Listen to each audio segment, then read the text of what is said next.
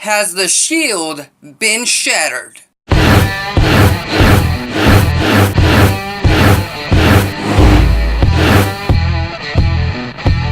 Welcome back to the ACB Wrestling Talk channel, your main source for wrestling news, topics, discussion, previews, all that kind of good stuff.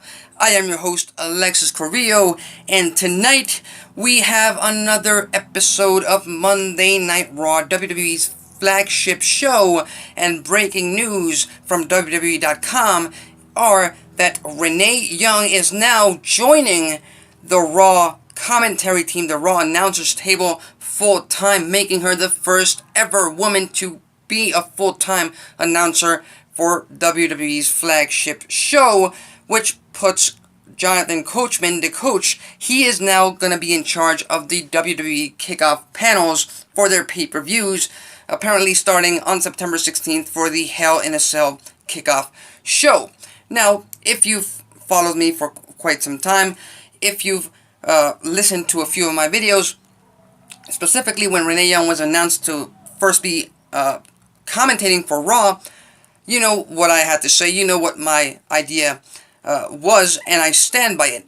Have Renee Young join the commentary, have her be a permanent addition to the commentary team, and have Coachman stay on the Raw announce team, revert back to the once great heel announcer he once was before he went to ESPN, and then have Corey Graves be a permanent fixture as the heel announcer on SmackDown Live.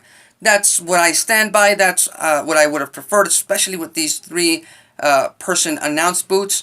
But anyway, I don't call the shots in WWE, so that's okay.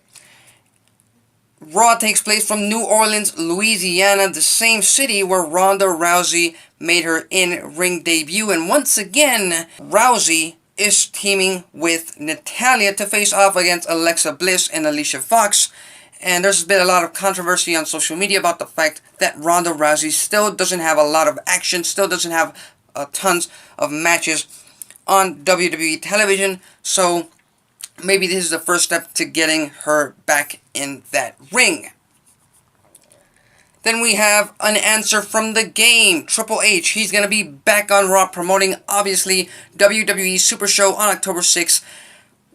Coming to us from Melbourne, Australia. We all saw that electric segment last week between The Undertaker and Shawn Michaels, which honestly focused more on a possible rematch or a possible future match between The Undertaker and Shawn Michaels rather than the Deadman versus Triple H in Melbourne, Australia. So what I fully expect is to have Triple H come out on Raw and bring this back, bring the attention back to their last time ever showdown at WWE Super Showdown.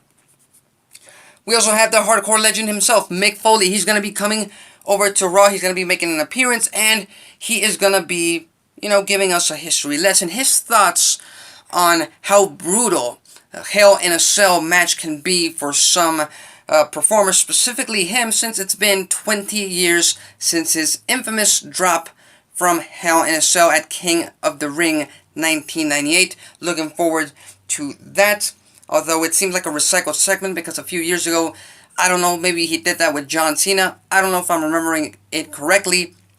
We'll just have to wait and see. Social media has been taking it really hard, the fact that the Authors of Pain now have Drake Maverick as their manager, and they've been pretty much laughing at it, considering it a joke, especially with Drake Maverick wearing Author of Pain gear, to mesh well with that tag team.